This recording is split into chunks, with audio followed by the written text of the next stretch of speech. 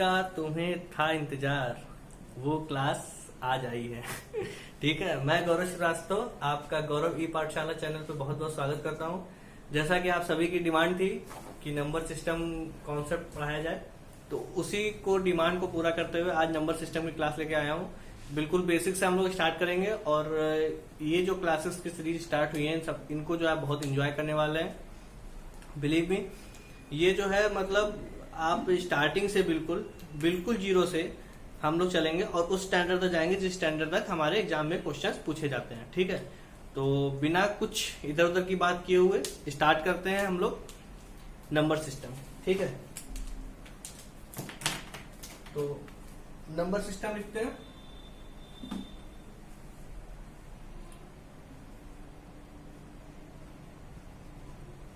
बहुत ही आराम से पढ़ेंगे, बिल्कुल भी जल्दबाजी में नहीं। नंबर सिस्टम हिंदी में बोलते हैं संख्या पद्धति। संख्या पद्धति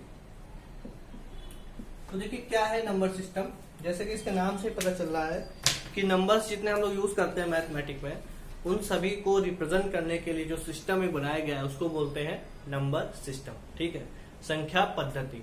संख्या पद्धति में कुछ सिस्टम क्रिएट किए गए हैं। ठीक है, जैसे डेसिमल सिस्टम,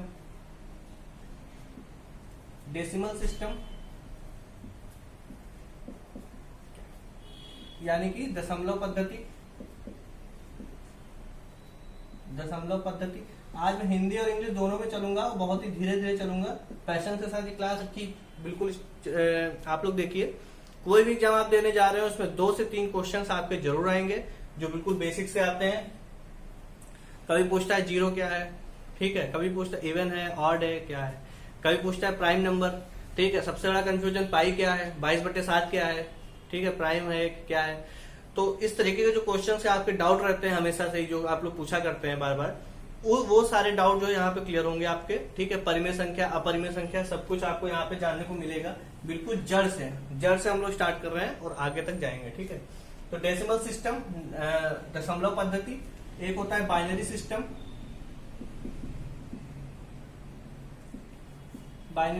ठीक है, द्विआधारी पद्धति होता है इसका हिंदी में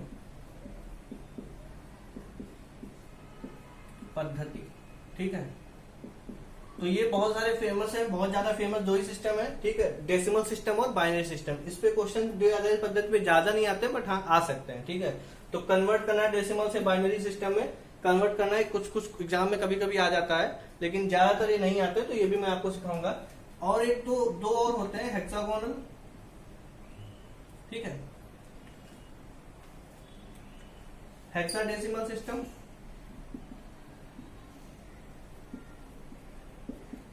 और एक होता है ऑक्टाडेसिमल सिस्टम। ठीक है, तो इतने सिस्टम होते हैं हमारे पास नंबर सिस्टम में। ठीक है, जिनसे जो है हम नंबर को रिप्रेजेंट कर पाते हैं। ठीक है, तो इन सारे सिस्टम के बारे में जानने की जरूरत नहीं है, बस आप इतना जान लीजिए कि ये यहाँ सिस्टम होते हैं, कभी कोई पूछ ले आगे के लिए। ठीक है, एक नॉलेज के लिए मैंने बता दिया। बाकी हम लोग पढ़ेंगे क्या, डेसिमल सिस्टम, दशमलव पद्धति। ठीक है, दशमलव पद्धति में हम लोग जो है जितने भी नंबर अभी तक यूज करते हैं हम लोग, वो सब दशमलव पद्धति में आते हैं। ठीक है, दशमलव पद्धति में टोटल कितने नंबर होते हैं, 10 नंबर होते हैं। ठीक है, इन नंबर को कौन से नंबर होते हैं, 0 होता है, 1 होता है, 2, 3, 4, 5, 6, 7, 8, 9, ये 10 नंबर होते हैं जो हम लोग यूज करते हैं दशमलव पद्धति में। ठीक है, इन क्वेश्चंस को लेके इसमें जो कुछ टर्म होते हैं, इन क्वेश्चन से पहली बात तो इन नंबरों से ही सारी नंबर बने होते हैं। ठीक है, जो भी दुनिया का हम लोगों ने गणित में कोई भी नंबर अभी तक पढ़ा होगा, वो जो है इन 10 ही नंबरों से मिलकर बना होगा। एक तरीके से कह सकते हैं अल्फाबेट ऑफ मैथमेटिक्स। जैसे इंग्लिश में होता है ABCD और हिंदी में होता है छोटा बड़ा, छोटी बड़ी, और ऐसे ही मैथ में है 0 से लेकर 9 तक 10 नंबर। ठीक है, जैसे कोई भी नंबर यहाँ लिखते हैं 5, 1, 8, 9, 5, 1, 8, 9 हमने लिखा। ठीक है, तो ये नंबर है, इसमें जो है 5, 1, 8, 9 से मिलकर बना हुआ है। पहली बात हमको ये पता है।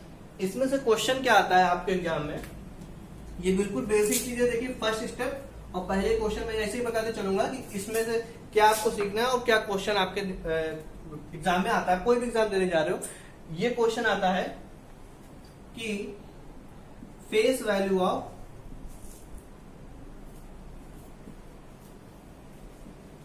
ऑफ 5, आपसे पूछ सकता है फेस वैल्यू ऑफ 5, ठीक है। फेस वैल्यू को हिंदी में क्या कहते हैं? अंकीय मान।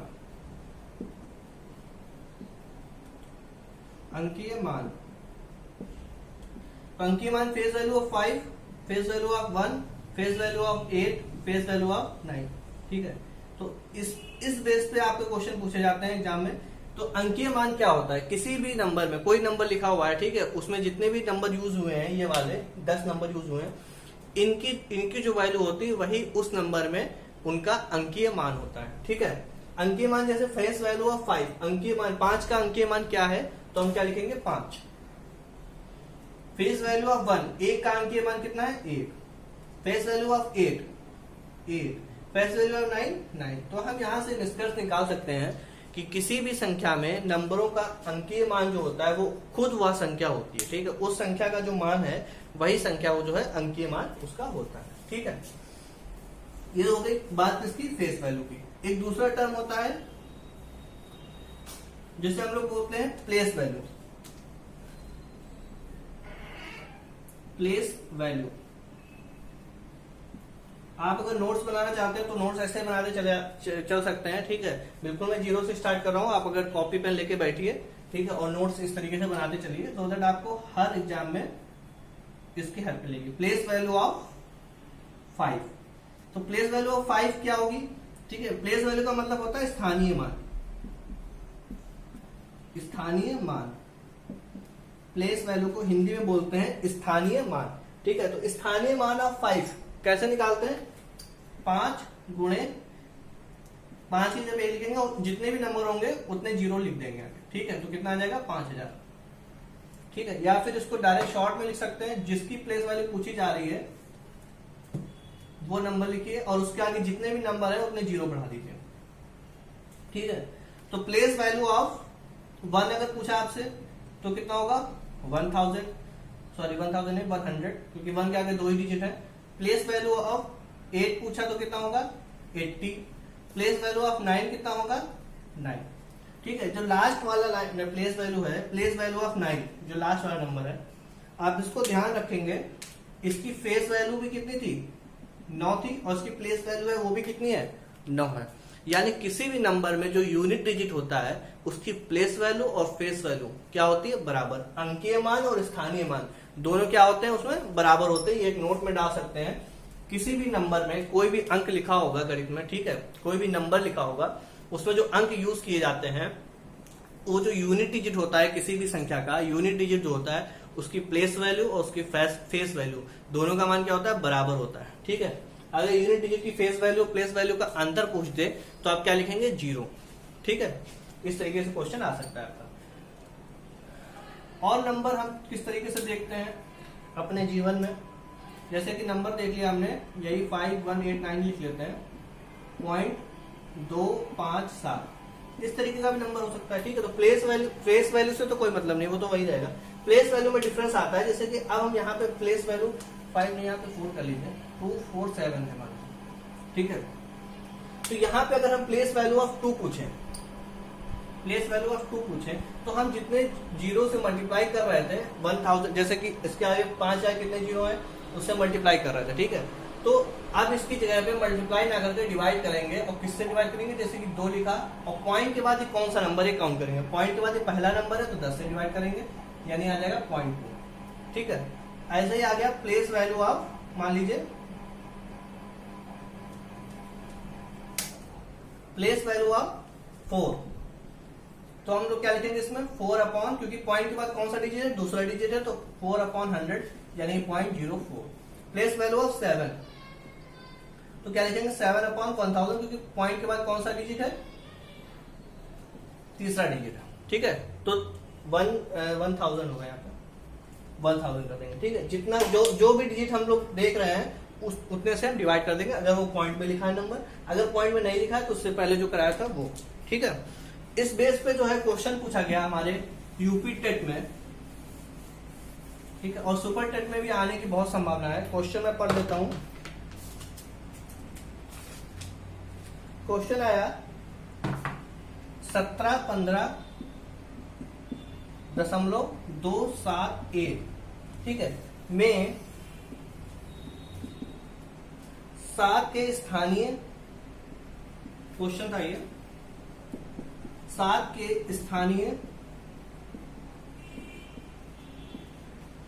के स्थानीय मानों का अंतर, ठीक है, 7 के स्थानीय मानों का अंतर बताओ, ठीक है। ये क्वेश्चन आया हमारे यूपी टेट 2014 में। इतना सा क्वेश्चन आया इस बात पे कि इस संख्या का स्थानीय मान जो 7 है इसमें, उसके स्थानीय मानों का अंतर बताओ, ठीक है। तो 1 तो 7 हमको यहां पे दिख रहा है, ठीक है, तो इस वाले 7 का स्थानीय मान क्या होगा? इस वाले 7 का स्थानीय मान क्या होगा?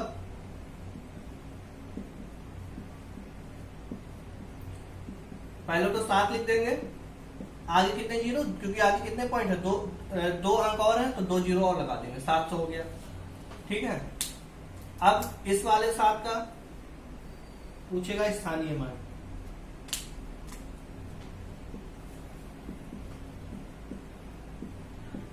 तो इसका स्थानीय मान कितना हो जाएगा?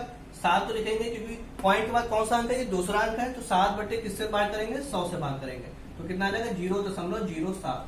अब इनका डिफरेंस कितना है? 700 में से 0.07 जाएगा तो कितना आएगा? 699.93, ठीक है, 699.93 इज द राइट आंसर, ठीक है। तो ये क्वेश्चन पूछा गया यूपी टेट 2014 में पूछा गया क्वेश्चन, ठीक है। एक और क्वेश्चन पूछा गया इसी बात पे,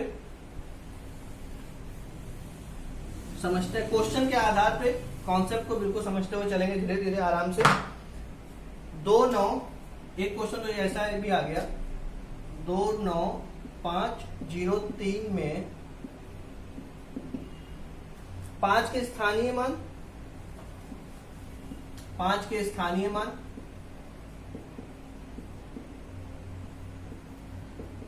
तथा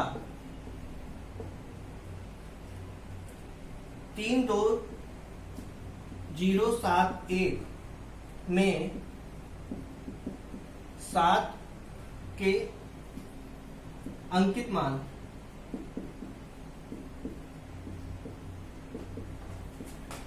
अंकित मान में अंतर बताओ,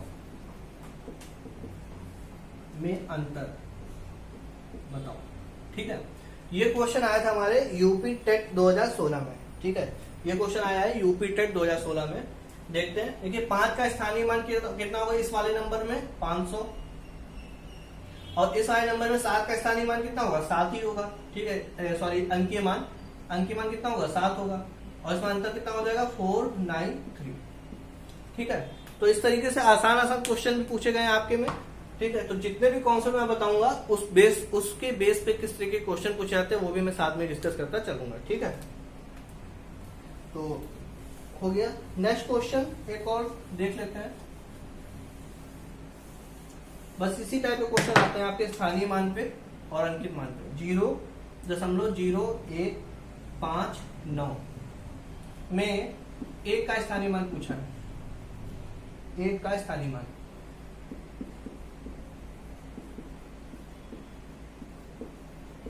तो 1 का स्थानीय मान कितना हो जाएगा? पॉइंट के बाद कितने अंक बाद? 1 है, 2 अंक बाद, तो 1 को किससे डिवाइड करेंगे? 1 के बाद 2 जीरो चिपका के, यानी 0.03, ठीक है। आप ये वाला स्टेप ना लिख के डायरेक्ट भी इसको लिख सकते हैं। अगर पॉइंट के बाद जितने भी प्लेस बाद वो नंबर आ रहा है उसका स्थानीय मान यहाँ पे पॉइंट के बाद भी उतना ही नंबर होगा, ठीक है। जैसे 0.01 है तो उसका स्थानीय मान कितना होगा? 0.01। अगर 5 का पूछ रहा होगा तो कितना होगा स्थानीय मान? 0.005, ठीक है। तो आप इस बात को ऐसे समझ सकते हैं। नेक्स्ट क्वेश्चन क्या, नेक्स्ट बात बताते हैं हम लोग। दशमलव पद्धति हो गया। अब दशमलव पद्धति का क्लासिफिकेशन हमको करना पड़ेगा, तब हम आगे नई चीजें जो है जानते हुए चलेंगे। क्लासिफिकेशन ऑफ नंबर, ठीक है। दशमलव पद्धति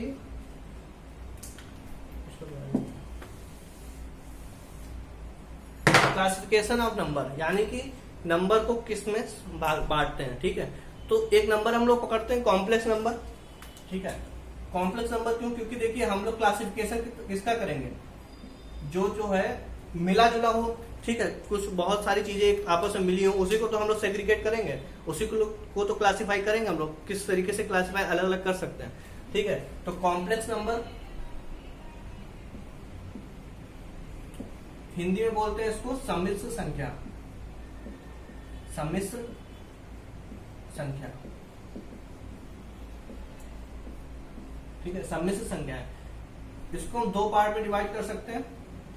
एक होता है रियल नंबर, जितने भी नंबर है वो सम्मिश्र संख्याओं के अंडर में आएंगे, ठीक है। उसमें से दो पार्ट में डिवाइड कर देंगे, रियल नंबर और इमेजिनरी नंबर।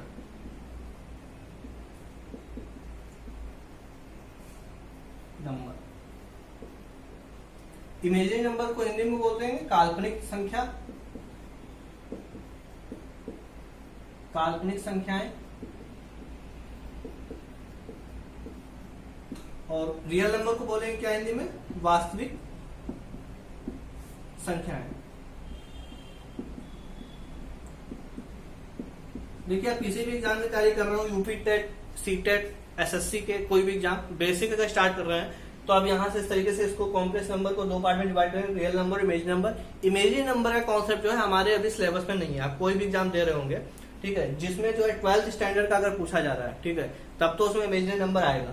अगर वो 12th स्टैंडर्ड का नहीं, जैसे एसएससी के सारे एग्जाम में 10th स्टैंडर्ड तक की मैथ पूछी जाती है, 12th के भी कुछ चीजें पूछी जाती है, बट ये नंबर सिस्टम का जो है 12th स्टैंडर्ड तक नहीं पूछा जाता है, ठीक है।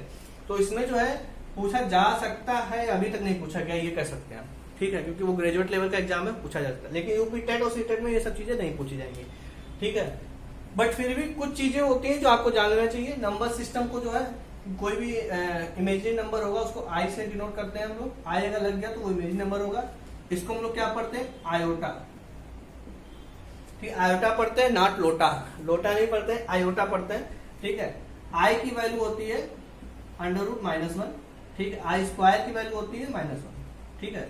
इतनी बातें आपको पता होनी चाहिए। काल्पनिक संख्या में आई को आयोटा पढ़ते हैं, आई से रिप्रेजेंट करते हैं काल्पनिक संख्या, ठीक है। और जो है आई की वैल्यू होती है -1 और आई स्क्वायर का मान होता है आई स्क्वायर का मान होता है -1, ठीक है। तो ये हो गई काल्पनिक संख्याओं की बात। इतनी बातें आप लोग याद रख सकते हैं। काल्पनिक संख्याओं का कोई अस्तित्व तो नहीं होता है। जिस काल्पनिक संख्या, जैसे नाम से पता चल रहा है, कल्पना आप कुछ भी कर सकते हैं, ठीक है। कोई भी नंबर की कल्पना कर लीजिए, वो होते ही है इमेजिनरी नंबर, ठीक है। जैसे कल्पनाओं में आप बहुत कुछ इमेजिन कर सकते हैं, ठीक है। कल्पना में आप कैटरीना कैफ को भी इमेजिन करते होंगे, ठीक है, आलिया भट्ट को भी करते होंगे, बट वो रियल में नहीं है ना आपके साथ। तो इस तरीके से काल्पनिक संख्याएं जो वास्तव में नहीं होती हैं, बस कल्पनाओं में है हमारी, ठीक। कल्पनाओं में हमारी बहुत सब चीजें होती हैं, तो वो चीजें होती हैं काल्पनिक संख्याएं। रियल नंबर जो होते हैं जो वास्तविक में है, ठीक है, जैसे जो आपके साथ होगा इस टाइम, वो है वास्तविक। वास्तविकता क्या है कि -∞ से 5, 4, 3, 2, 1, या लिख सकते हैं 3, 2, 1, 0, -∞, या लिख सकते हैं डायरेक्ट -∞ से +∞। जितने भी नंबर होंगे उनको हम लोग क्या करेंगे, वास्तविक संख्याओं में कैटेगराइज करेंगे, ठीक है। तो इनको बोलेंगे वास्तविक संख्याएं, माइनस पॉजिटिव से प्लस पॉजिटिव तक, ठीक है। तो वास्तविक संख्याओं को हम लोग आगे फर्दर दो पार्ट में डिवाइड करेंगे, ठीक है। एक तो होगा डेसिमल और एक होगा इंटीजर। इंटीजर को बोलते हैं पूर्णांक, डेसिमल होता है दशमलव। जितनी भी वास्तविक संख्याएं होती हैं उनको हम दो पार्ट में डिवाइड करते हैं, इंटीजर और डेसिमल।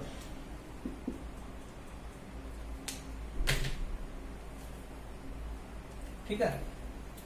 तो फर्दर इसको फिर 1 बाय 1 हम लोग कैटेगराइज करते हैं, क्लासिफाई करते हैं। तो पहले सबसे पहले हम लोग देखा कोई अंक कैसे बना होता है, ठीक है। 10 नंबर हम लोग यूज करते हैं, उन 10 अंकों से जो है कोई नंबर बनाते हैं, उसकी प्लेस वैल्यू, उसकी फेस वैल्यू क्या होती है, ये हमने सीखा। फिर देखा हमने कॉम्प्लेक्स नंबर में सारे नंबर आ जाते हैं, ठीक है।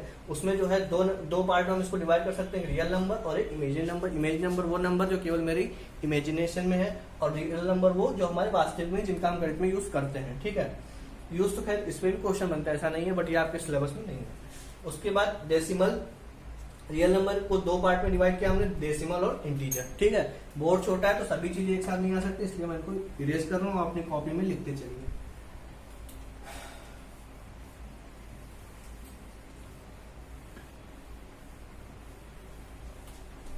डेसिमल,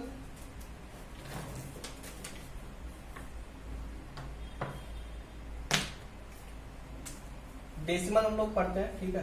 डेसिमल को कैटेगराइज करते हैं।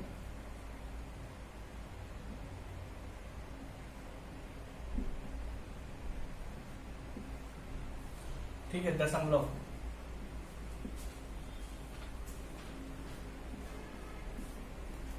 दशमलव, ठीक है। तो दशमलव जो है हम लोगों ने अपने जीवन में देखे होंगे, बहुत सारी दशमलव संख्याएं देखी होंगी। कुछ तो इस तरीके से होती होंगी 0.3, कुछ इस तरीके से होती होंगी 0.777777, कुछ इस तरीके से होती होंगी 3 1 2 4 5 8 9 2 0, इस तरीके से होते हैं, ठीक है। इतने तरीके के आपने नंबर देखे होंगे। तो हम इनमें जो है इनको क्लासिफाई करने के लिए फर्दर डेसिमल को 2 पार्ट में हम लोग क्लासिफाई करते हैं, 2 पार्ट में सेग्रीगेट करते हैं। वो 2 पार्ट कौन से होते हैं? एक होता है रिपीटिंग, एक होता है नॉन रिपीटिंग।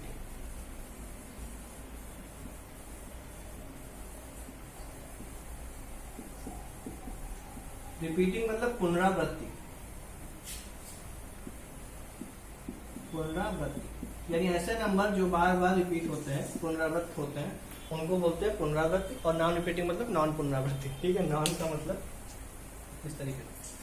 अब हम लोग देख सकते हैं कि 3 तरीके के जो नंबर हम लोग लिखे हैं, वो क्या हम इन दोनों में इनको समाहित कर सकते हैं, ठीक है। 2 क्लासिफिकेशन है उसमें समाहित कर सकते हैं। देखिए 0.7 को तो आप कह सकते हैं हाँ रिपीट हो रहा है, बार बार रिपीट हो रहा है, तो हम इसको डाल सकते हैं रिपीटिंग में। और इसमें जो है कोई भी नंबर रिपीट नहीं हो रहा है बार बार, ठीक है, बार बार जो है कोई साइकिल नहीं बने, कुछ भी रिपीट नहीं हो रहा है, तो उसको हम लिख सकते हैं नॉन रिपीटिंग, कुछ रिपीट नहीं हो रहा है इसमें। आप इसको देख रहे होंगे तो हो सकता है कंफ्यूजन आ जाए कि हम किस में रखेंगे, रिपीटिंग में रखेंगे, नॉन रिपीटिंग में रखेंगे। देखिए 0.3 के आगे हम लोग कितने भी जीरो लगा दें, ये आपने पढ़ा होगा बचपन में, उससे कोई फर्क नहीं पड़ता है। तो इसमें क्या रिपीट हो रहा है? 0 रिपीट हो रहा है, ठीक है, लिख भी सकते हैं, कोई दिक्कत नहीं है। 0 0 कितने भी लगा दें, 0 रिपीट हो रहा है, यानी कि हम इसको किसमें लिख सकते हैं? रिपीटिंग में लिख सकते हैं, ठीक है। तो 0.3 इसमें आ जाएगा, और क्या आ जाएगा? 0.777, ठीक है। अब 0.3 को जो है हम लोग क्या लिख सकते हैं? 0.3 को लिख सकते हैं 3/10, और 0.7 जो रिपीट होता है उसको लिखते हैं 7 बार, ठीक है। या इसको ऐसे लिखिए, मत लिखिए 3/10, 0.3, और इसको हम लिख सकते हैं 0.7 बार। बार का मतलब क्या होता है आप जानते हैं, रिपीट करना, ठीक है। तो इसको हम लिख सकते हैं 0.7 बार, और इसको तो 0.3 है ही। और इसको जो हम लोग डालेंगे किसमें? नॉन रिपीटिंग में। 0.314589201 इस तरीके से कोई भी अगर नंबर लिखा हुआ जो रिपीट नहीं हो रहा है, उसको हम किसमें डालेंगे? नॉन रिपीटिंग में डालेंगे, ठीक है। तो एक चीज और इसमें देख सकते हैं, इसका दूसरा नाम भी लिख सकते हैं। देखिए इसमें जो है हम जो है इसको 0.30000 है, इसको हम 00 हटा सकते हैं इसको, ठीक है, जैसे पहले लिखा था, यानी 0.3, ठीक है। यानी इसके 0 को हम लोग क्या कर रहे हैं? टर्मिनेट कर सकते हैं। तो इसका एक वर्ड और उसको यूज कर सकते हैं, टर्मिनेटिंग। टर्मिनेटिंग मतलब जिसके समाप्त किया जा सके। ये दिखाई पड़ रहा है आप लोगों को? दिख रहा है ये यहाँ पे, जिसे समाप्त किया जा सके।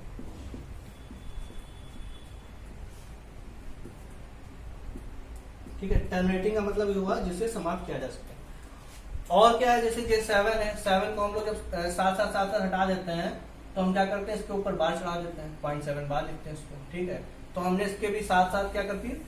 टर्मिनेट कर दिए। बट ये जो नंबर है, इसमें हम कोई नंबर टर्मिनेट कर सकते हैं? नहीं कर सकते। अगर इसको हमने किसी भी नंबर को टर्मिनेट किया तो इसकी वैल्यू अलग हो जाएगी। तो इसलिए जो है इसको हम लोग क्या लिख सकते हैं? Non terminating.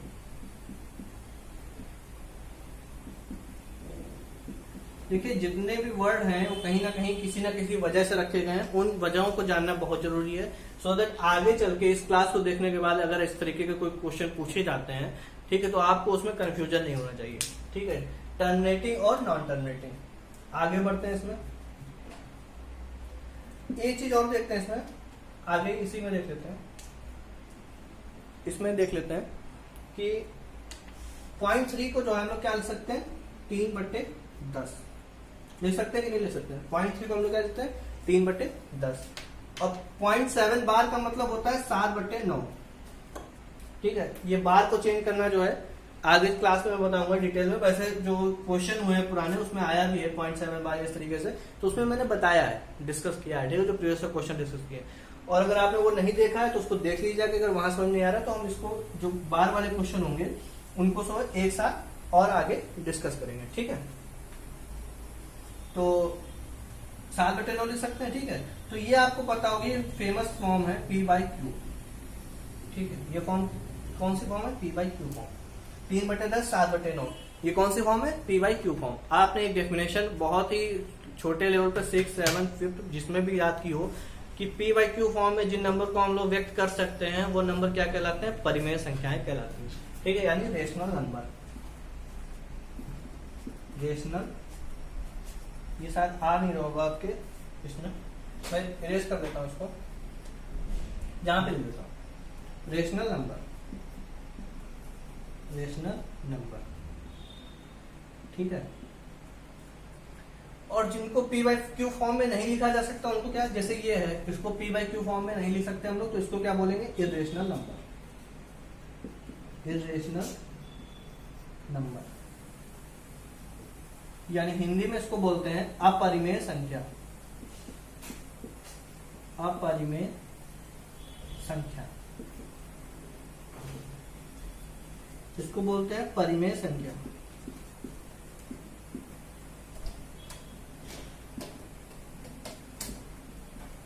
ये होती है परिमेय संख्या।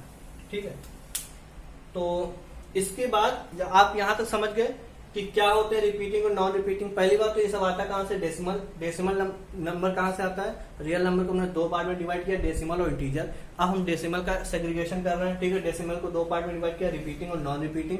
रिपीटिंग में ये आ गया 0.3 या 0.777 इस टाइप के क्वेश्चन, और जो नॉन रिपीटिंग में है वो इस टाइप का नंबर नॉन रिपीटिंग में आ गया। ठीक है, तो 0.3 को जो है हम लोग क्या लिख सकते हैं, 0.3 जैसे मैंने बताया था, डिस्कस किया था, आगे 0 0 0 बढ़ा देंगे, कोई दिक्कत नहीं होगी। तो उसमें 0 रिपीट कर रहा है, इसको क्या बोलते हैं, रिपीटिंग बोलते हैं। ठीक है, अगर 0 0 हटा देते हैं तो भी कोई दिक्कत नहीं है, 0.3 उसको केवल लिखा जाएगा। तो 0.3 को हम लोग टर्मिनेटिंग नंबर भी बोल सकते हैं, क्योंकि इसमें हमने 0 0 0 टर्मिनेट कर दिया, उसके वैल्यू पे कोई फर्क नहीं पड़ा। ठीक है, 0.777 जो लिखा था उसमें भी हमने 777 जितने भी आए थे उनको हटा दिया। हटाने से उसके ऊपर एक बार लग जाता है, तो इसको जो है हम इस तरीके से करते हैं 0.7 बार। तो ये इस टाइप का, इस टाइप के नंबर क्या हो गया, हम लोग टर्मिनेटिंग भी इसको बोल सकते हैं, जो कि वही है, जो रिपीटिंग है वही टर्मिनेटिंग है, बस उसका नाम अलग है। ठीक है, जो नॉन रिपीटिंग है वही नॉन टर्मिनेटिंग है। ठीक है, क्योंकि उसको हम, इसके नंबर्स को हम टर्मिनेट नहीं कर सकते, टर्मिनेट करने से इसकी वैल्यू अलग हो जाएगी। ठीक है, फिर इसके बाद हमने देखा 0.3 को हम 3/10 लिख सकते हैं, 0.7 बार को हम 7/9 लिख सकते हैं। यानी ये P/Q फॉर्म है, फेमस P/Q फॉर्म, जिसका आपने परिभाषा याद की होगी बचपन में, कि वे संख्याएं जिनको P/Q फॉर्म में लिख सकते हैं उनको क्या कहते हैं, परिमेय संख्या कहते हैं। तो ये इसको इंग्लिश में बोलते हैं रेशनल नंबर, हिंदी में परिमेय संख्या। जो जिनको P/Q फॉर्म में नहीं लिखा सकता वो उन्हें क्या बोलते हैं, इरेशनल नंबर लिखते हैं, अपरिमेय संख्या। ठीक है, तो कुछ इसके आगे बहुत ही कंफ्यूजिंग क्वेश्चन बनते हैं, उनको डिस्कस करते हैं। परिमेय संख्या और अपरिमेय संख्याओं पर बहुत सारे क्वेश्चन बनते हैं आपके एग्जाम में।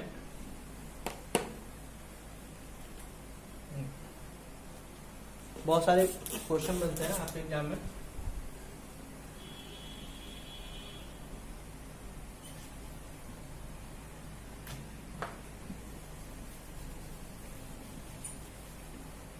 तो देखते हैं आगे परिमेय संख्या अपरिमेय संख्याओं को, इस पे जो रहता है डाउट उसको थोड़ा सा देखते हैं एक बार। ये परिमेय संख्या ये यहां तक कैसे पहुंचे, ये समझ में आ गया होगा आप लोगों को अभी तक, परिमेय संख्या और अपरिमेय संख्या।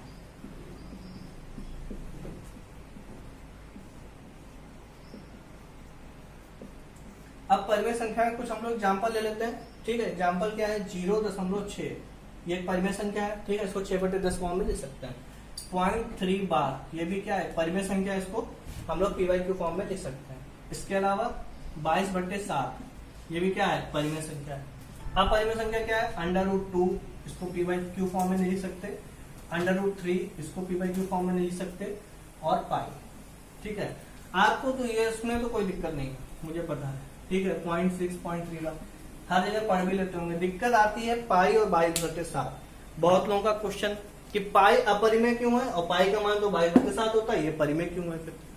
ठीक है, तो देखिए पहली बात तो ये कि पाई का एग्जैक्ट मान 22/7 नहीं होता। पाई डज नॉट इक्वल टू 22/7। ठीक, ये आपकी जो नोशंस होंगी आपकी, इससे पहले जो धारणा है उसके विरुद्ध में बात कर रहा हूँ, क्षमा करिएगा, बट ये सच्चाई है। पाई की वैल्यू जो है 22/7 पूरी तरीके से नहीं होती है। इसको हम ये लिख सकते हैं, मतलब पाई जो है समथिंग इक्वल टू 22/7, मतलब उसके करीब है। ठीक है, इसकी वैल्यू 22/7 एग्जैक्ट वैल्यू नहीं है। ठीक है, तो ये चीज आप कहीं भी रेड पेन से लिख लीजिएगा अपने नोट्स में, जहां भी लिख रहे हैं। पाई डज नॉट इक्वल टू 22/7। इसके जो है 22/7 PYQ फॉर्म में है, उसको परिमेय संख्या बोलेंगे। और पाई इटसेल्फ जो है वो एक अपरिमेय संख्या है। क्वेश्चन आया था यूपी टेट में कि पाई क्या है, परिमेय संख्या है, अपरिमेय संख्या है, इस तरीके से क्वेश्चन ऑप्शन दिए थे। तो हम लोग उसको उसमें टिक करेंगे 22/7, ना कि परिमेय संख्या, सॉरी अपरिमेय संख्या टिक करेंगे, ना कि उसका परिमेय संख्या आंसर होगा। ठीक है, तो पाई क्या है, सबसे बड़ा क्वेश्चन जिसको डाउट रहता है वो क्या है, अपरिमेय संख्या, और 22/7 क्या है, खुद में एक परिमेय संख्या है। ठीक है, एक क्वेश्चन और आता है,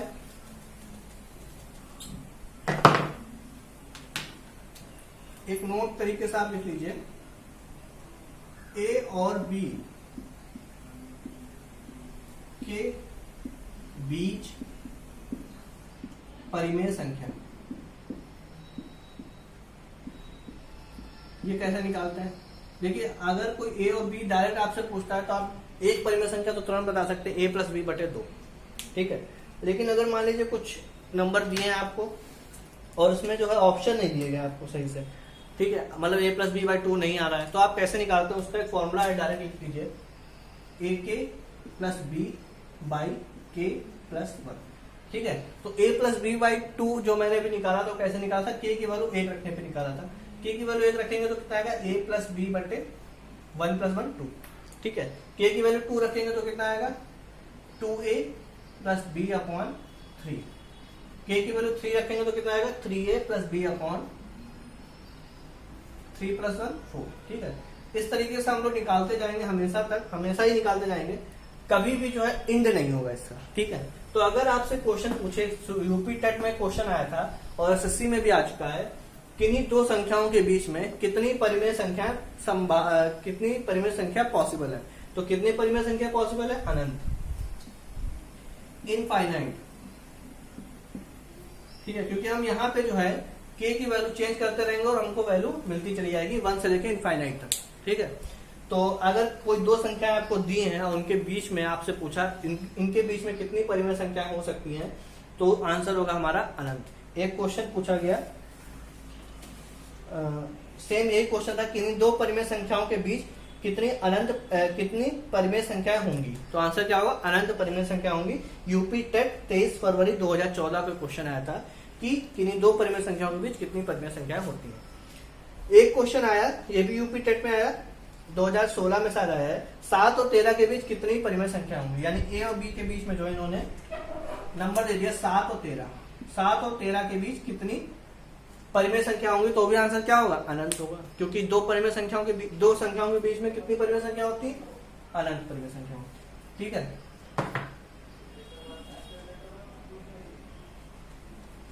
नेक्स्ट है, अगर ये पूछ ले आपसे पॉइंट A और B के बीच अपरिमेय संख्या, वो कैसे निकालेंगे, अपरिमेय संख्या कैसे निकालेंगे, ये निकालते हैं √AB ³ √AB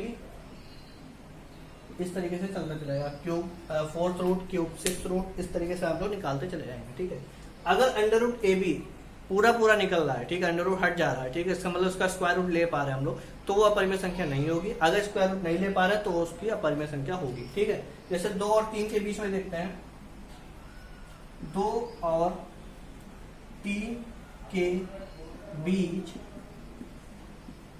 अपरिमेय संख्या है, तो अंडर रूट क्या हो जाएगा, अंडर रूट 2 गुणे 3 6, इसकी एक इन दोनों के बीच में लाई करने वाली अपरिमेय संख्या क्या होगी, अंडर रूट 6। ठीक है, तो इतना सफिशिएंट है आपके लिए। ठीक है, तो आप जिस एग्जाम की तैयारी करने जा रहे हैं, अभी यूपीएसआई का पेपर होने वाला है, यूपी टेट का पेपर होने वाला है, एसएससी सीएचएसएल का पेपर होने वाला है, 3 एग्जाम तो आप सामने देख ही रहे हैं। उसके लिए जो है ये बहुत इंपॉर्टेंट है बेसिक। अगर आपने तैयारी बिल्कुल स्टार्ट की है तो ये सीरीज आपके लिए बहुत बेनिफिशियल है। ठीक है, अगर आप कुछ बेसिक जानते हैं, अगर आपको कोई डाउट नहीं है, तो आप डायरेक्ट प्रीवियस क्वेश्चन सीरीज जो मैंने अपलोड कर दिया ऑलरेडी, जो भी एग्जाम आप देने जा रहे हैं उसका प्रीवियस क्वेश्चन एक बार वहां से जाके प्लेलिस्ट में देख लीजिए। ठीक है, और अगर आपको कोई डाउट है, कॉन्सेप्ट बिल्डिंग क्लास आपको चाहिए, तो आपके लिए ये बहुत इंपॉर्टेंट है। तो क्वेश्चन नेक्स्ट है, क्वेश्चन बोलने की आदत पड़ गई, क्वेश्चन नहीं, डेसिमल जो है हमने उसको सेग्रीगेट किया। ठीक है, पूरा हो गया। परिमेय संख्या और परिमेय संख्या में जो डाउट थे, जो डाउट आते हैं या जो एग्जाम में क्वेश्चन आते हैं, वो हमने डिस्कस कर लिए। अभी एक नेक्स्ट हेडिंग लगा लीजिए, इंटीजर। नेक्स्ट हेडिंग लगा लीजिए, इंटीजर। इस पे क्वेश्चन भी आए हुए हैं। ठीक है, इंटीजर्स।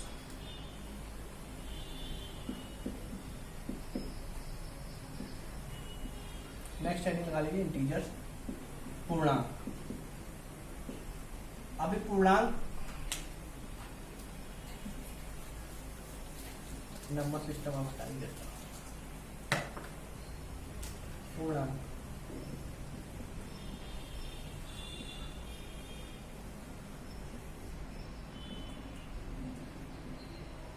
इंटीजर्स।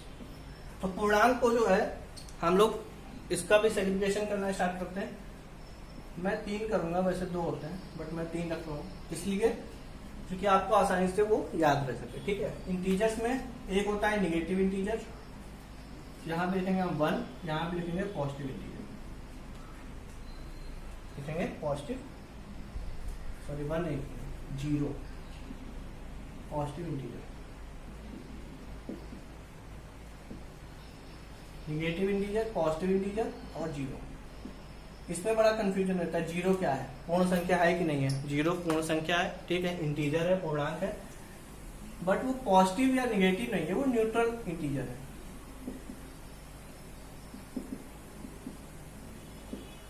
जीरो क्या है, एक न्यूट्रल इंटीजर है। ठीक है, 0 क्या है, न्यूट्रल इंटीजर है।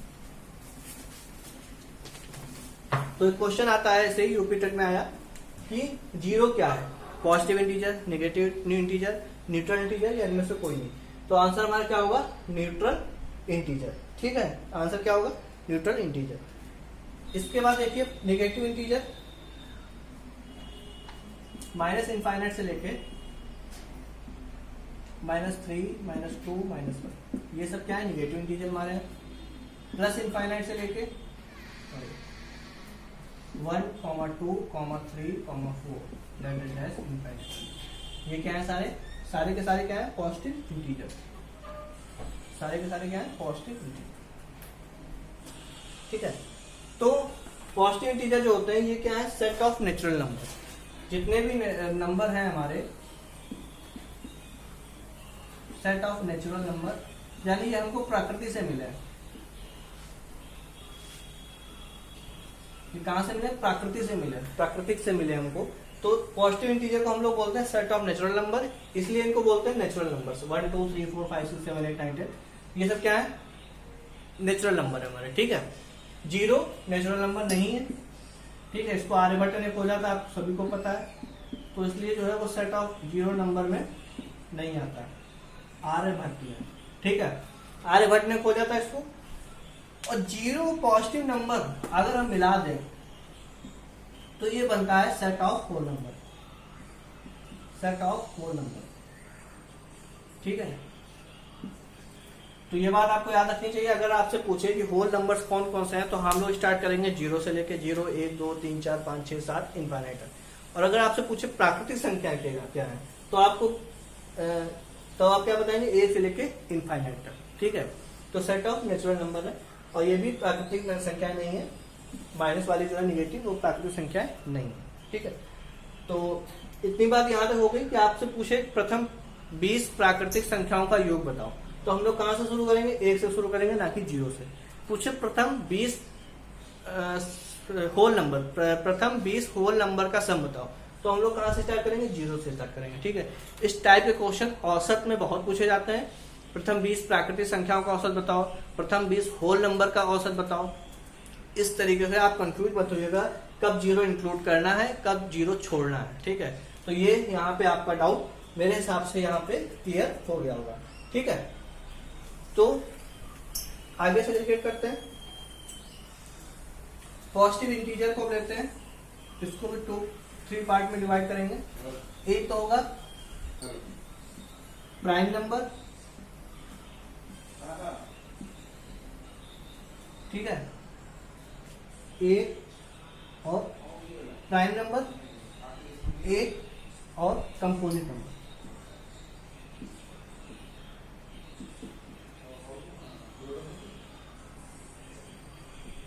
अगर आपको नंबर ये यहाँ पे पूरा नहीं दिख रहा है, तो यहाँ पे मैं बता दूं आपको, कंपोजिट नंबर लिखा हुआ है, ठीक है। प्राइम नंबर की हिंदी क्या होती है, अभाज्य संख्याएं। अभाज्य संख्याएं, एक तो खुद में एक ही है, उसको क्या हिंदी बोलेंगे, ठीक है। और क्या होता है, कंपोजिट नंबर की हिंदी क्या होती है, भाज्य संख्याएं।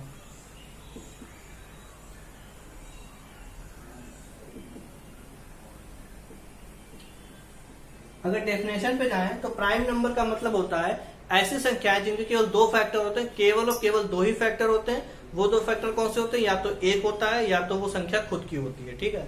तो यहां से अगर स्टार्ट करें, तो अगर दिख रहा है आपको, देख सकते हैं, वैसे मैं बोल रहा हूं 2, 3, 5, 7, 11, इस तरीके से ये होते हैं हमारे क्या, प्राइम नंबर। भाज्य संख्याएं वो होती हैं, वे संख्याएं जो जिनके मतलब 1 से 2 से ज्यादा हमारे फैक्टर आ जाए, ठीक है, वो क्या होंगी, भाज्य संख्या या कंपोजिट नंबर, ठीक है।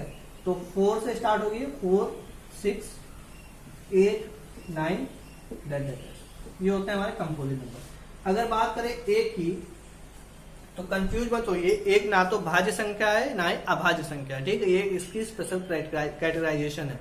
अगर पूछे, क्वेश्चन आ चुका है, एक क्या है, भाज्य संख्या है, अभाज्य संख्या है, या कोई नहीं, ठीक है, या फिर एक ना तो भाज्य ना तो अभाज्य, तो ऑप्शन कौन सा सही होगा, ना तो भाज्य ना तो अभाज्य। ये सारे क्वेश्चन जो मैं आपको मुंह जवानी बोल रहा हूँ, ये सारे क्वेश्चन कहीं ना कहीं कभी ना कभी किसी एग्जाम में आ चुके हैं, और आगे आने की संभावना भी बहुत ज्यादा है।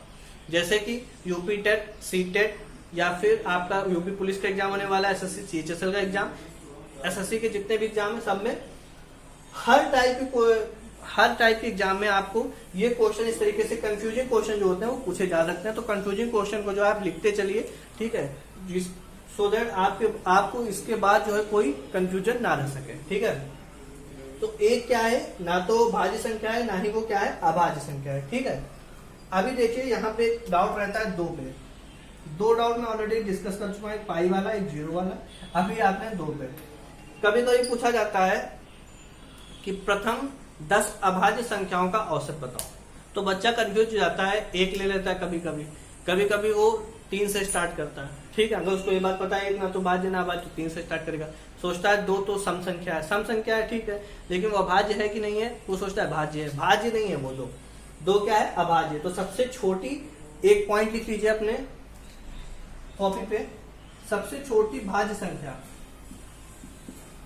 सबसे छोटी अभाज्य संख्या। बहुत ध्यान से क्लास को लीजिए, इससे आपके सारे डाउट क्लियर होंगे, ठीक है। और अगर क्लास अच्छी लग रही है तो आप लाइक जरूर कर दीजिए इसको।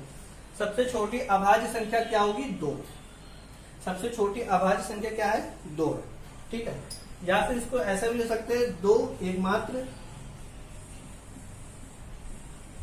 एकमात्र सम अभाज्य संख्या है, अभाज्य संख्या है। ठीक है, दो के बारे में 2 पॉइंट है, सबसे छोटी अभाज्य संख्या और एकमात्र सम अभाज्य संख्या है। ठीक है, यानी ये सम भी है और अभाज्य भी है। ठीक, बाकी तो इसमें कुछ नहीं है आगे, इतनी बातें आप लिख सकते हैं।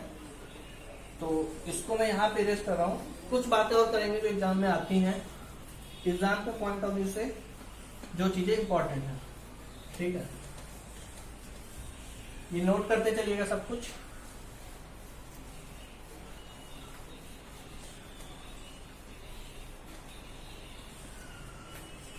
कुछ चीजें हैं आप नोट कर लीजिए इनको, जो कि आपके एग्जाम के पॉइंट ऑफ व्यू से इंपॉर्टेंट है। क्वेश्चन एक आया था आपके, जैसे मैं बता ही चुका हूँ, यहाँ पे नोट दिखा चुका हूँ। क्वेश्चन में बता देता हूँ कब आया था। यूपी टेट 2017 यूपी टेट 2017 में क्वेश्चन आ चुका है, सबसे छोटी अभाज्य संख्या क्या है। ठीक है, तो ऑप्शन जो 2 है उसका दिया हुआ है, जिसमें वो उसका सही आंसर है। एक उत्तराखंड टेट 12 नवंबर 2013 में भी क्वेश्चन आया, सबसे छोटी अभाज्य संख्या कौन सी है, तो उसमें भी आंसर क्या हो जाएगा 2। ठीक है, और तो सारे, एक पाई क्या है ये तो बता ही चुका हूँ, एक अपरिमेय संख्या है, ये भी क्वेश्चन आ चुका है 2017 और 2016 2 बार लगातार आया। यूपी टेट 2016 2017 दोनों में लगातार आया। पाई क्या है, पाई एक अपरिमेय संख्या है। ठीक है, और तो क्वेश्चन स्थानीय मान डिस्कस कर लीजिए। ठीक है, तो इतने क्वेश्चन है इसमें, बाकी आगे देखते हैं। अभी परिमेय अपरिमेय संख्या का क्लासिफिकेशन हो गया है, इसके बाद देखते हैं हम लोग एग्जाम से पॉइंट ऑफ व्यू से क्या चीजें और इम्पोर्टेंट है। ठीक है, जो प्राइम नंबर है उसको रिलेटेड कुछ फैक्ट हैं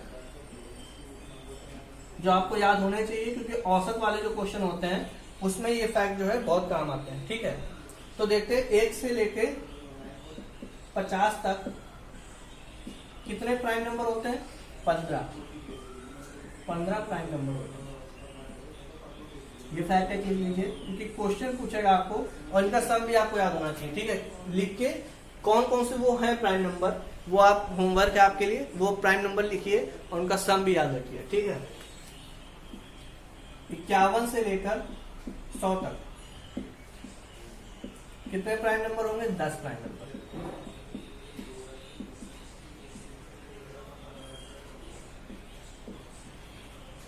1 से लेकर 100 तक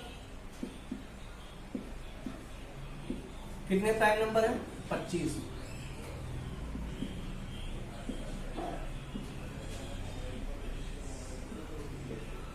1 से लेकर 100 तक कितने प्राइम नंबर, 25। ठीक है, ओके। तो ये चीजें हैं जो है आपको याद होनी चाहिए, क्योंकि औसत के जो क्वेश्चन आते हैं उसमें पूछ देता है कभी 1 से लेकर 100 तक आने वाली सभी अभाज्य संख्याओं का औसत बताओ। ठीक है, तो उसका सम और कितने नंबर होते हैं आपको याद होना चाहिए, तभी औसत निकाल पाएंगे। कुल सम बटे नंबर ऑफ कितने नंबर है उसके। ठीक है, तो 25 से डिवाइड करते हैं, तो इसलिए 1 से 50 से भी पूछ सकता है, 51 से लेकर 100 तक भी आपसे पूछ सकता है। ठीक है, इसके अलावा 3 टर्म होते हैं प्राइम से लेके, एक तो होता है रिलेटिव प्राइम, इस पे भी क्वेश्चन बनते हैं, रिलेटिव प्राइम नंबर। ठीक है, और होता है दूसरा, यहीं पे लिख देते हैं। तो देखिए पहला पॉइंट था हमारा रिलेटिव प्राइम, नेक्स्ट पॉइंट है, नेक्स्ट टर्म कह लीजिए को प्राइम, और एक और पॉइंट है ट्विन प्राइम। इन 3 के बारे में कभी कभी क्वेश्चन पूछ लेता है। तो रिलेटिव प्राइम की हिंदी होती है सापेक्षिक अभाज्य। ठीक है, इसका मतलब होता है सह अभाज्य। को प्राइम का मतलब होता है सह अभाज्य।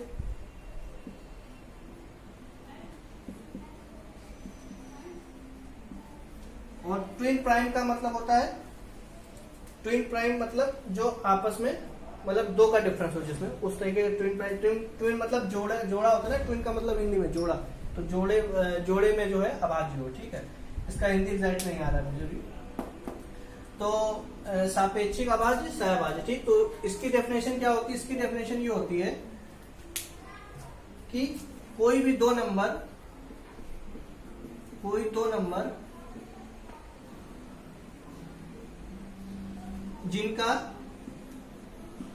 HCF, जिसका HCF 1 हो, वो कहलाते हैं सापेक्षिक अभाज्य। मतलब वो अभाज्य है कि नहीं है इस बात पे फर्क नहीं पड़ेगा। जैसे एग्जांपल 1,3, ठीक है, इनका HCF कितना होगा? इन दोनों का 1 होगा। 9,25 HCF कितना है? 1 है, ठीक है। या फिर 3,7, ये भी क्या है? सहअभाज्य है, सॉरी सापेक्षिक अभाज्य है, ठीक है, क्योंकि इनका HCF कितना है? 1 है। को प्राइम नंबर जो होते हैं सहअभाज्य, ये वो नंबर होते हैं, ये दोनों प्राइम नंबर भी होते हैं और इनका HCF, क्योंकि देखिए प्राइम नंबर होगा उसका HCF तो 1 होगा ही होगा, ठीक है। तो ऐसे जोड़े हमको लेने हैं जो प्राइम नंबर हो, ठीक है। जैसे 3,7, 5,7, 11,13, इस तरीके से नंबर, ठीक है। तो ये सब क्या है? सहअभाज्य है, को प्राइम है। ट्विन प्राइम वो नंबर होते हैं, ऐसे प्राइम नंबर जिनके बीच का डिफरेंस कितना हो? 2 हो। जो 3,7 ही मैंने लिख दिया, उसमें 5,7 भी ट्विन प्राइम नंबर होगा, ये तीनों ही वही हो गए ट्विन प्राइम, ठीक है। तीनों ही क्या होगा? ट्विन प्राइम होगा, क्योंकि इनके बीच का डिफरेंस कितना है? 2 का डिफरेंस है। 7,13। इसमें कोई और नंबर लिख लेते हैं, सहअभाज्य में कोई और नंबर लिख लेते हैं, 23 और 31, ठीक है। इनका भी HCF देखिए 1 है। तो को प्राइम जो है, जितने भी को प्राइम नंबर है वो सब रिलेटिव प्राइम नंबर भी होते हैं, ठीक है। ये पॉइंट, पहला पॉइंट आपको याद रखना है। जितने भी को प्राइम नंबर है वो सभी क्या है? रिलेटिव प्राइम नंबर है, क्योंकि इनका रिलेटिव प्राइम नंबर की जो डेफिनेशन होती है क्या होती है? कोई भी ऐसे नंबर होंगे दो जिनका HCF 1 होगा, वो नंबर प्राइम होंगे कि नहीं होंगे इस बात पे डिपेंड नहीं करता, उनका HCF 1 होना चाहिए, ठीक है। जैसे 9 और 25 जो है वो प्राइम नंबर नहीं है, बट इनका HCF कितना है? 1 है। तो ये क्या होंगे? सापेक्षिक अभाज्य होंगे, ठीक है। को प्राइम नंबर ये होता है कि उसमें प्राइम नंबर ही आने चाहिए, ठीक है। तो प्राइम नंबर का जो सेट होता है उसे बोलते हैं को प्राइम नंबर। 3, 7, 23, 31, ठीक है। तो इस तरीके क्या है? को प्राइम नंबर है ये। ट्विन प्राइम नंबर क्या होते हैं? ऐसे प्राइम नंबर जिनके बीच का डिफरेंस कितना हो? 2। तो 3, 7, 5, 7, 11, 13 इस टाइप के नंबर जो होते हैं वो ट्विन प्राइम नंबर कहलाते हैं, ठीक है। तो इस पेज पे क्वेश्चन आया है हमारे पास, SSC के एग्जाम में क्वेश्चन आया है, बहुत अच्छा क्वेश्चन। ये क्वेश्चन आगे UPSI के एग्जाम में भी आ सकता है, ठीक है। और जो सुपर टेट आपका होने वाला है उसमें भी आ सकता है। क्वेश्चन में लिख देता हूं, बहुत अच्छा क्वेश्चन है। If P and Q are two relatively prime number,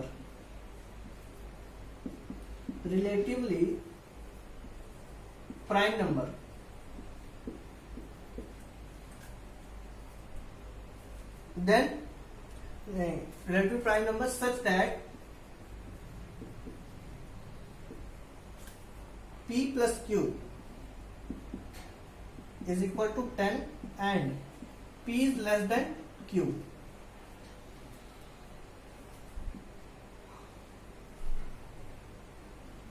How many pairs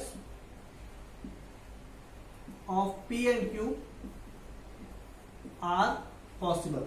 ठीक है, ये क्वेश्चन आया है SSC में, आया है ये क्वेश्चन। अच्छा क्वेश्चन है, रिपीट हो सकता है, और इस टाइप के क्वेश्चन जो है आपके सुपर टेट में भी आने की संभावना बहुत ज्यादा है, ठीक है। P और Q दो नंबर है, रिलेटिव प्राइम नंबर है, वो इस तरीके से है कि P प्लस Q जो है वो 10 है, लेकिन P जो है Q से छोटा है। How many pairs of P and Q possible, ठीक है। तो देखिए P प्लस Q कितना है? 10 है, तो P की वैल्यू कितनी हो सकती है? 1 हो सकती है, 9 Q होगा। 2 अगर ये होगा P तो Q कितना होगा? 8 होगा। 3 अगर P होगा तो ये 7 होगा। 4 होगा तो ये 6 होगा, ठीक है। क्योंकि P छोटा है ना, तो ये 4 पेयर ही हो सकते हैं पॉसिबल। P प्लस Q 10 कब होंगे, कब कंडीशन में होंगे? या तो P 1 हो तो Q 9 होगा, बाकी पी अगर 2 है तो क्यू कितना होगा 8 होगा, 8 2 10, 7 3 10, 4 6 10। ठीक है, अगर इसके आगे पी की वैल्यू 5 रखेंगे तो क्यू भी 5 हो जाएगा, 5 बराबर 5 हो जाएगा। लेकिन यहाँ पे दिया है कंडीशन पी जो है क्यू से छोटा होना चाहिए, यानी कि इतना ही पेयर पॉसिबल है। उसके बाद जो दूसरी कंडीशन है कि relative prime number. Relative prime number क्या होता है, जिनका एचसीएफ कितना हो 1 हो। ठीक है, तो 1, 9 का एचसीएफ कितना है 1 है, ये वाला पेयर हो सकता है। 2 और 8 का एचसीएफ 2 है तो ये नहीं हो सकता। 3 और 7 का एचसीएफ 1 है तो ये भी हो सकता है रिलेटिव प्राइम में। और 4 और 6 का एचसीएफ जो है वो 2 होगा, ये भी नहीं हो सकता। तो ये केवल 2 है pair, 2 possible pairs are possible. ठीक है, 2 पेयर्स आर पॉसिबल। ठीक है, तो प्राइम नंबर्स में जो इंपॉर्टेंट पॉइंट है आपके लिए, जो एग्जाम के पॉइंट ऑफ व्यू से इंपॉर्टेंट है, वो मैंने यहाँ पे डिस्कस कर दिए। ये क्वेश्चन भी अच्छा क्वेश्चन था। ठीक है, आगे बढ़ते हैं अपने नेक्स्ट। एक बस चीज और बतानी है मुझे, उसके बाद जो है ये सेशन हमारा खत्म हो जाएगा। ठीक है, अभी तो इंटीजर को जो है 2 पार्ट, जो पार्ट में डिवाइड किया था इंटीजर्स को, वो पॉजिटिव, नेगेटिव और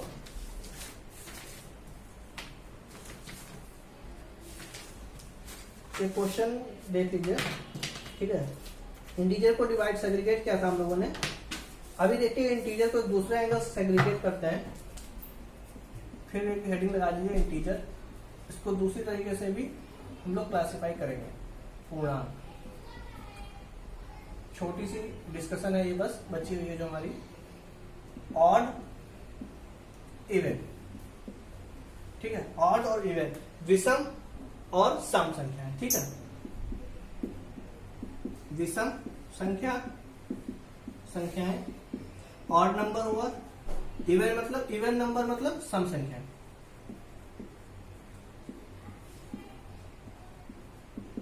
सम संख्या, इवन नंबर, विषम ऑड नंबर, विषम संख्या, इवन नंबर, सम संख्या। ठीक है, तो देखिए एग्जाम्पल लिख लेते हैं इसमें। माइनस इनफाइनाइट से लेकर के ऑड में क्या होगा 7, 5, -7, -5। ठीक है, और -3, -1, फिर 1, 2 नहीं 1, 3, 5 डैश इंफिनिटी। ठीक है, सम संख्याएं इसमें एग्जाम्पल लिख लेते हैं। -1 से लेकर के -4, -2, 0, 2, 4, 6 डैश इंफिनिटी। ठीक है, तो सम संख्याएं वे संख्याएं होती हैं जो 2 से विभाजित नहीं होती। सीधी सी डेफिनेशन ये है इनकी।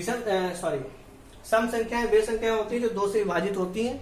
ठीक है, विषम संख्याएं वे संख्याएं होती हैं जो 2 से विभाजित नहीं होती हैं। ठीक है, सीधी सी डेफिनेशन के बारे में आपको पता होगा। बस डाउट रहता है जीरो क्या है, जीरो एक सम संख्या है कि नहीं है। देखिए जीरो सम संख्या होती है। ठीक है, इसको सम संख्याओं में रखते हैं। तो जीरो के लिए पॉइंट लिख लीजिए कुछ याद रखने के लिए। जीरो जो है एक, पहली बात तो वहां पे पॉइंट लिखा है इवन इंटीजर है। दूसरा पॉइंट जीरो एक ही पॉइंट। ठीक है, जीरो जो है एक इवन इंटीजर है। इवन इंटीजर मतलब क्या हुआ, सम पूर्णांक है।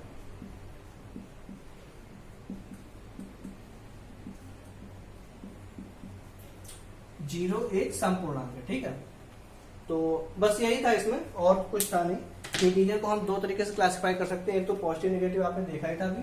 ठीक है, पॉजिटिव नेगेटिव और बीच में न्यूट्रल था जीरो। ठीक है, उसके अलावा सम और विषम में जब कैटेगराइज करेंगे तो सम की परिभाषा क्या हो जाएगी, जो संख्याएं 2 से विभाजित होती हैं उन्हें सम संख्या बोलते हैं, जो 2 से विभाजित नहीं होती वो विषम संख्याएं होती हैं। ठीक है, सम संख्याओं में क्या आता है -5, -4, -2, जो भी 2 से विभाजित होंगी वो संख्या होंगी। इसमें जीरो आता है, जिस पर डाउट रहता है लोगों को, तो एक इंपॉर्टेंट पॉइंट रख लीजिए, जीरो एक सम पूर्णांक है। ठीक है, तो आपको कोई डाउट इसमें नहीं होना चाहिए।